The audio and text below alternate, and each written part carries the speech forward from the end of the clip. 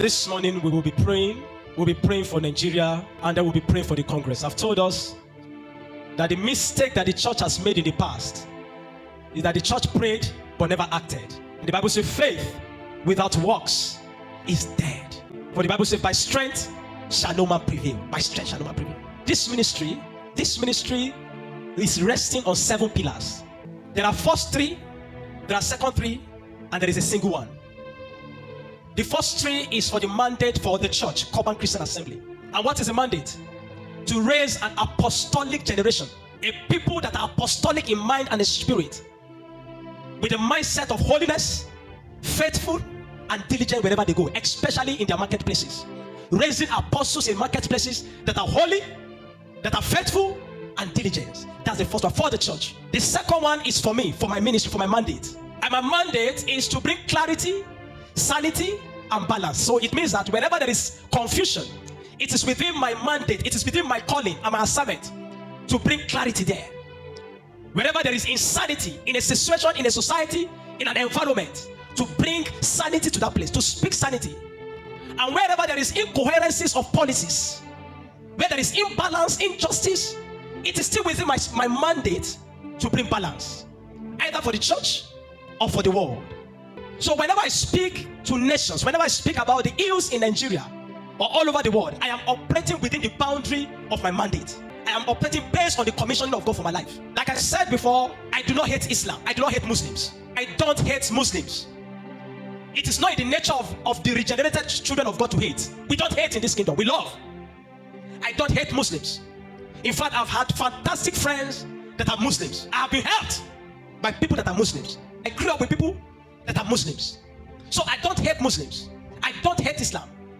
I just wanted to have a situation, a society, a country where everybody can practice what they believe without fear. It is our job in this kingdom, based on the commission of Jesus, that we preach the gospel. But it is your choice to either accept or reject. We cannot force it on you. So you have the freedom, the right to either accept or you reject it. So therefore we want a society, a country, a nation where people can be free to practice whatever they like without the fear of being killed. So I am not Islamophobia. No. I just detect the fact that some people think it is within their power to kill another person that don't believe in what they believe. And truly, like I've always told you, there is Islamization agenda. An agenda that began long even before I was born. The moment this entity called Nigeria was formed, the moment this entity called Nigeria was amalgamated together, that agenda has been put in place and it has been running for a long time. And the people that are championing this cause are patient, are tenacious, such that even when they leave this world, their children and their offspring continue with the mandate. Whatever you are seeing today is a fruit of what has been sown 40, 50 years ago in Nigeria. The chaos, the confusion, the challenges we have facing today is not something that just happened. It's a product of the seed have been sown. The Bible says, as long as earth remaineth, seed, time, and harvest shall never cease. So if it's so bad, one day you reap it. What we are seeing today is a fruit of what some people have sown in a very long time. So there is Islamization agenda, an agenda to turn Nigeria to a Turkey, an agenda to turn Nigeria to a Lebanon, but it's not going to work. Now, all over the world, there are 5 stages to Islamization. Whatever the world likes to do with this information is left to them. They can either accept it, apply it, get result, or they can carry it and put it in their pocket. That is their business. But it is within my mandate to speak the truth to power and to expose people, bring the light of God to the mind of the nation. There are 5 stages to Islamization in Nigeria. Either in Nigeria or all over the world, there are 5 stages of Islamization. Number 1 is movement. Now, this movement is divided into 2, either by migration or by invasion. So they come to and they migrate to a new settlement, and in the process of that migration, when they come there, they look so peaceful. They are not violent. When they migrate to a new society, that is why you see that they say, these people are loving, these people are kind, these people are peaceful. They migrate. And that's why you find that is happening in the whole of Europe today. They are moving at an accelerated rate, migrating. The second part of that movement, or the second way it can happen, is through invasion. Meaning that they come, conquer the people, fight them, destroy them, and take over their territory. This is what we saw when the Fulanis invaded by Usman Dan Fodio, when they invaded the Hausa land in the north. I hope you know that are indigenous Hausa people. The Gobirs. Is it the Kabawa or something like that? They are indigenous Hausa people. They were conquered by Dan Fodio. So that is by invasion. They come, they invade. So they invaded the north, conquered the north, and they took all of the north. But they have not been what they are doing in other parts of Nigeria is by migration. What you see that is happening in Europe today is by migration. So they'll go there, settle down there. But at that time, they look so peaceful. You look at them, you say, these people are loving and kind. But there's an agenda. The second stage is population. At the first stage, they're not much, so they look so peaceful. The second stage is to ensure that they become about 40 to 50% of the population of that nation. So they begin to multiply, give birth to 5 children, 7 children, have as many as 5 wives, 4 wives. You think it's by play? No. It's an agenda to ensure that they're the most populous in that place. That's why today you hear them say the north is very populous. Parents giving birth to children they cannot cater for. But there's an agenda just to ensure that they're the most populous. Are you learning? So at that stage, the next stage, once they have been able to settle, the next thing they begin to do is to ensure that they're the majority. So they begin to increase in population, reproducing and reproducing, bringing in their colleagues, bringing in their family from different parts to ensure that they overwhelm that place with number. To ensure that there are about 40-50% of population in that place. That is stage 2.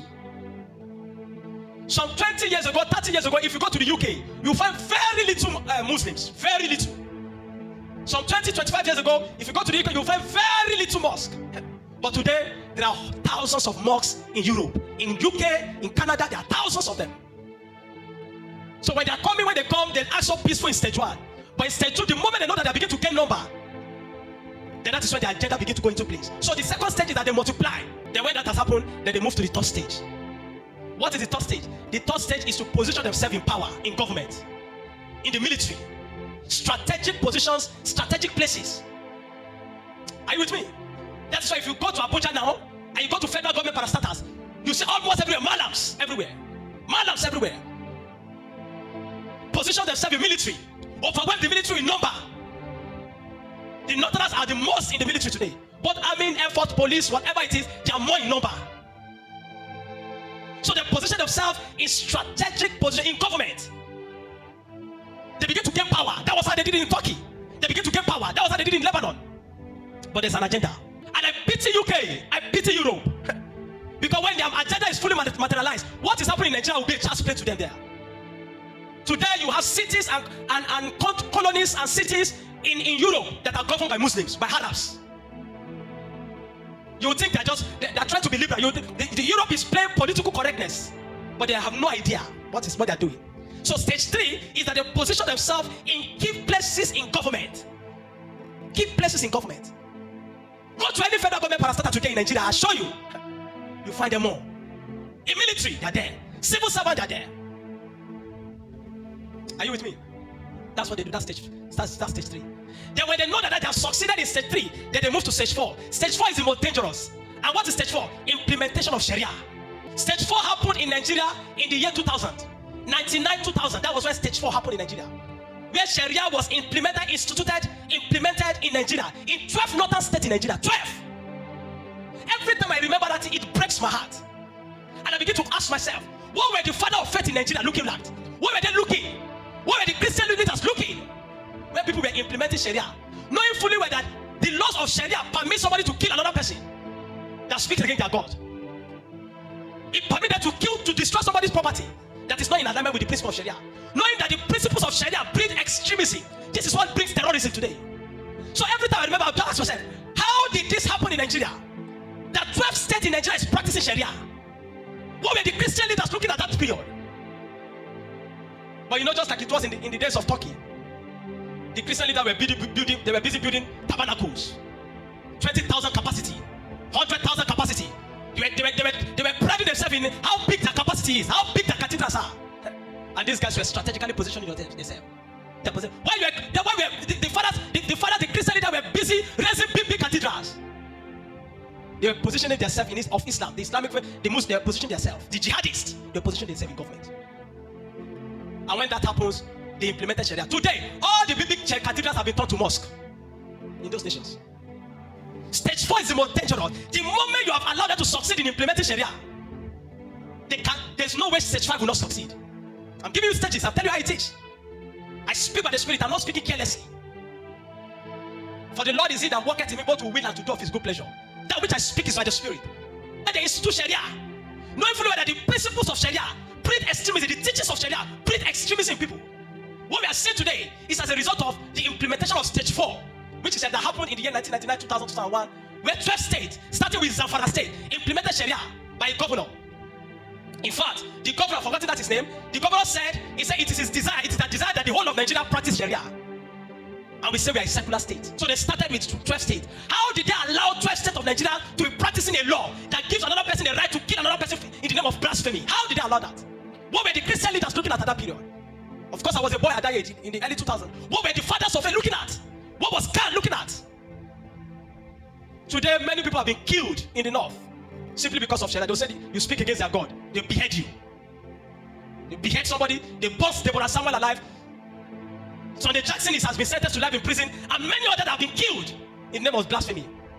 At the moment, why do I need to be careful to speak? And you say I speak against your God. Can't your God come and fight for himself? But they allow such a law in Nigeria. A law that permits somebody to stone, to kill another person. Stage 4 is the most dangerous. Implementation of Sharia. Today, you see in the UK, people that ran away from their nation to go and seek asylum. Today they're shouting in the UK, Sharia for UK. We want Sharia in the UK. Sharia in the UK.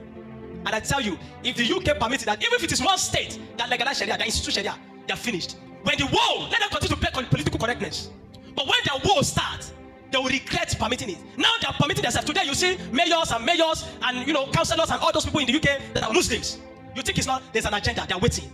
The moment they know that they have gained majority of the powers in the state, then they begin to implement laws that is contrary to the indigenous, that is contrary to the original laws of the people there. Stage 4. And when stage 4 has been achieved, that there is the implementation of Sharia, then the next stage is Jihad. The moment Sharia is succeeded, Jihad. What we are seeing today is Jihad. All the chaos overwhelmed the nation with so much chaos, so that the people will be bowed, they'll be forced to bow and accept what you're playing. Jihad. Everything you are seeing today is Jihad.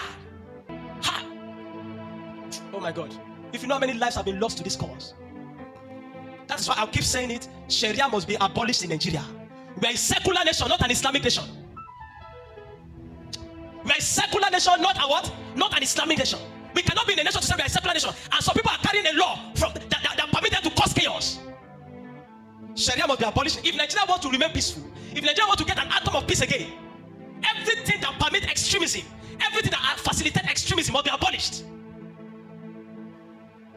Then they go for Jihad. In that Jihad, it's either you accept or you'll be killed. What you see in community in church, Benue, Kaduna, Nasarawa, part of Taraba, part of Gombe, Borno State, is Jihad. And now they have entered Kwara State, Jihad. From there they will move to Osun. From there, the moment they conquer the southwest, then they'll begin to move from southwest to north, from north, and be converging to ensure that southeast, because southeast will be the most difficult for them to conquer. So they begin to come from this side, begin to come from there to ensure that they overwhelm the people at the center. That must not happen in Nigeria. Jihad. These 5 stages, everywhere you go all over the world, these are the 5 stages of Islamization. I'm sharing it with you all today. Whatever you like, you do with this information is entirely your own business. But you'll be very foolish to discard what I just said. Save it, keep it in your phone everywhere, be watching it. You'll be foolish to discard this information. You'll be foolish to discard this information. Like I said, I don't have anything against Muslims. Practice your religion, my practice mine. If I have a mandate to preach to you, if I preach to you, you don't accept, go. There is no forcing in the kingdom of God. But for you to say you want to Islamize, you want to turn Nigeria to a Sharia state, that will never work. It will never work.